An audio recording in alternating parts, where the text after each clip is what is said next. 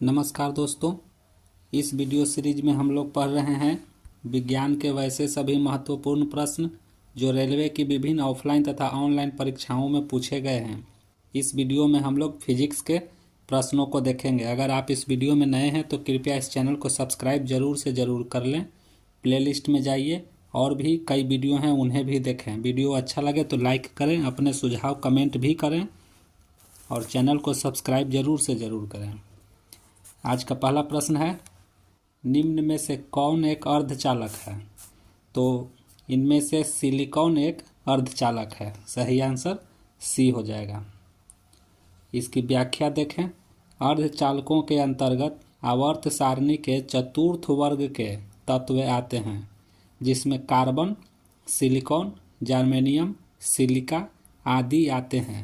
अर्धचालक के रूप में सर्वप्रथम जर्मेनियम का इस्तेमाल किया गया था, परंतु आज सिलिकॉन का प्रयोग सर्वाधिक मात्रा में किया जा रहा है। अगला प्रश्न है, जब किसी धातु को गर्म किया जाता है तो इसका प्रतिरोध, तो आपको बता दूं, किसी भी धातु को जब गर्म किया जाता है तो इसका प्रतिरोध बढ़ जाता है। सही आंसर बी हो जाएगा। इसकी व्याख्या देखते हैं। धातु को गर्म करने पर उसका प्रतिरोध बढ़ जाता है, क्योंकि इलेक्ट्रॉनों की गति पर प्रतिरोध निर्भर करता है।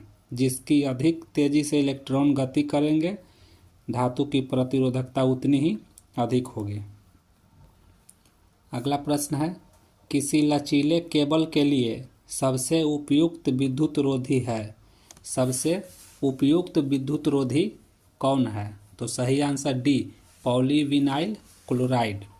इस प्रश्न का मतलब होता है दोस्तों कि आप जो घरों में जो केबल का प्रयोग करते हैं, तार का प्रयोग करते हैं, उसके ऊपर से जो इंसुलेशन लगा हुआ रहता है, प्लास्टिक का कवर जो लगा हुआ रहता है, वह पॉलीविनाइल क्लोराइड का बना हुआ होता है।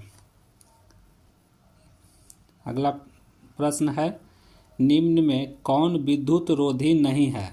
तो इनमें से कौन विद्युत रोधी नहीं है? चारकोल। चारकोल विद्युत रोधी नहीं है। क्यों? क्योंकि चारकोल में कार्बन पाया जाता है दोस्तों। कार्बन के वजह से चारकोल विद्युत का चालक होता है। इसकी व्याख्या देखते हैं। जिन पदार्थों से होकर विद्युत धारा प्रवाहित नहीं होती है उन्हें विद्युत रोधी कहते हैं, जैसे लाख, सीसा, एबोनाइट, कास्ट, रबर, अब्रक, सल्फर, शुष्क हवा, सिल्क आदि। लेकिन चारकोल विद्युत का चालक होता है। अगला प्रश्न है, विद्युत मात्रा की इकाई क्या है? तो आप जानते होंगे कि विद्युत मात्रा की इकाई एम्पियर होता है। अगला प्रश्न है, समांतर पट्टिका कैपेसिटर में पट्टिकाओं के बीच के क्षेत्र को परावैद्युत सिल्ली से भरा जाता है। कैपेसिटर को एक सेल के साथ जोड़ा जाता है और सिल्ली को बाहर निकाल लिया जाता है, तो क्या होगा? तो इसका सही आंसर हो जाएगा, कैपेसिटर के विभवांतर में वृद्धि हो जाती है। अगला प्रश्न है, एक कैपेसिटर को ईएमएफ ई तथा कतिपय आंतरिक प्रतिरोध के एक सेल के साथ जोड़कर पूर्णतया आवेशित किया जाता है। कैसे? तो सही आंसर है, सेल में विभवांतर इज लेस देन ई होना चाहिए। अगला प्रश्न है, सही सुमेल करना है। ओम का नियम तो V बराबर IR, न्यूटन का नियम F बराबर ma, आइंस्टीन का नियम E बराबर mc²। अगला प्रश्न है, मेगर मापने का एक उदाहरण है। तो सही आंसर हो जाएगा, इंसुलेशन प्रतिरोध को मापने का एक उपकरण है जिसे हम मेगर कहते हैं। सही आंसर बी हो जाएगा। इसकी व्याख्या देखते हैं। मेगर की सहायता से इंसुलेशन प्रतिरोध को मापा जाता है। अगला प्रश्न है, वह आपूर्ति जो कंडेंसर से होकर नहीं गुजर सकती वह कौन है? तो वह डीसी आपूर्ति है। आपको बता दें, कंडेंसर अर्थात कैपेसिटर कैपेसिटर से होकर डीसी अर्थात डायरेक्ट करंट नहीं प्रवाहित हो सकती है। अल्टरनेट करंट अर्थात एसी प्रवाहित हो सकती है लेकिन डीसी नहीं। अगला प्रश्न है, आमीटर का प्रतिरोध शंट के प्रतिरोध की अपेक्षा क्या होता है? तो शंट के प्रतिरोध की अपेक्षा का होता है। इसकी व्याख्या देखते हैं। आमीटर का प्रतिरोध शंट के प्रतिरोध की अपेक्षा कम होता है।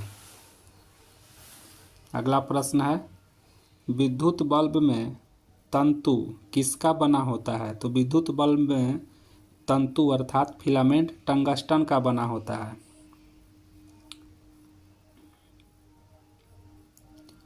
अगला प्रश्न है, टंगस्टन का गलनांक बिंदु लगभग कितना होता है? तो टंगस्टन का गलनांक बिंदु लगभग 3000 सेंटीग्रेड होता है। अगला प्रश्न है, निम्नलिखित में से कौन सी धातु रोशनी के बल्बों में फिलामेंट के रूप में प्रयोग होता है? तो रोशनी करने वाले जो बल्ब होते हैं उसमें फिलामेंट के रूप में प्रयोग किया जाता है टंगस्टन का।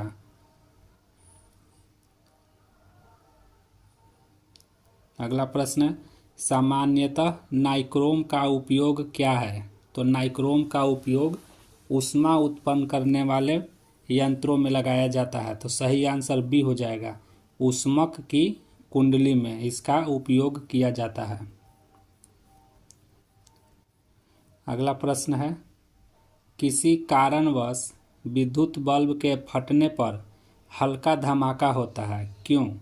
क्योंकि निर्वात स्थान को भरने के लिए वायु के तीव्रता से जाने के कारण। आप जानते हैं दोस्तों कि विद्युत बल्ब जब टूटती है तब एक ढब सा आवाज़ आता है, क्यों?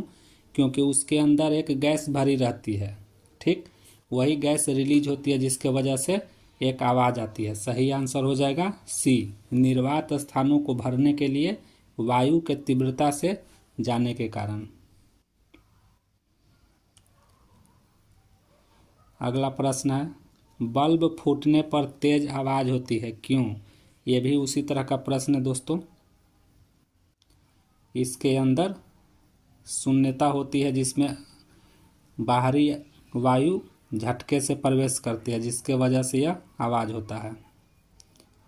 अगला प्रश्न है, एक विद्युत लैंप का फिलामेंट श्वेत तप्त हो जाता है परंतु फिलामेंट को थामे रखने वाली तार का अगला सिरा मात्र थोड़ा सा गर्म होता है, क्यों? तो इससे होकर इसका सही आंसर हो जाएगा, इसका प्रतिरोध काफ़ी कम होता है। प्रतिरोध कम होने के वजह से ऐसा होता है। इसकी व्याख्या देखते हैं। फिलामेंट का तार टंगस्टन धातु का बना होता है जिसका प्रतिरोध काफ़ी ज़्यादा है। पतला होने के कारण इसका प्रतिरोध और बढ़ जाता है जिससे विद्युत धारा को ज़्यादा प्रतिरोध का सामना करना पड़ता है। फलस्वरूप तार गर्म होकर प्रकाश उत्सर्जित करने लगता है। फिलामेंट को थामे रखने वाले तार का प्रतिरोध अपेक्षाकृत कम होता है। मोटा तार होने के कारण प्रतिरोध का कम हो जाता है, इससे प्रवाहित अधिकांश धारा का आसानी से संचरण हो जाता है। अगला प्रश्न है, निम्नलिखित वैज्ञानिक के द्वारा त्वरित चालक का आविष्कार किया गया था? तो सही आंसर हो जाएगा बेंजामिन फ्रैंकलिन। त्वरित चालक का आविष्कार बेंजामिन फ्रैंकलिन ने किया था। अगला प्रश्न है, स्टोरेज बैटरी में किस तत्व का उपयोग होता है? तो स्टोरेज बैटरी में जस्ता का और सीसा का प्रयोग होता है। सही आंसर सीसा, ए हो जाएगा। अगला प्रश्न है, स्टोरेज बैटरी में इस्तेमाल की जाने वाली धातु कौन है? तो स्टोरेज बैटरी में इस्तेमाल की जाने वाले धातु जस्ता है।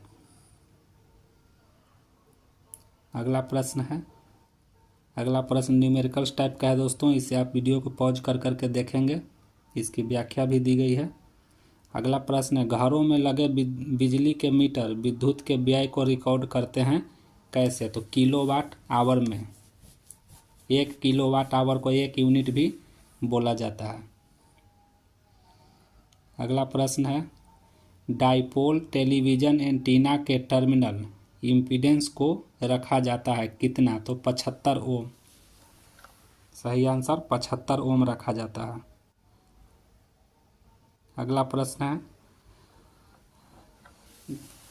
तो ये था हमारा आज का मोस्ट इम्पॉर्टेंट प्रश्न जो रेलवे के विभिन्न परीक्षाओं में पूछे गए हैं।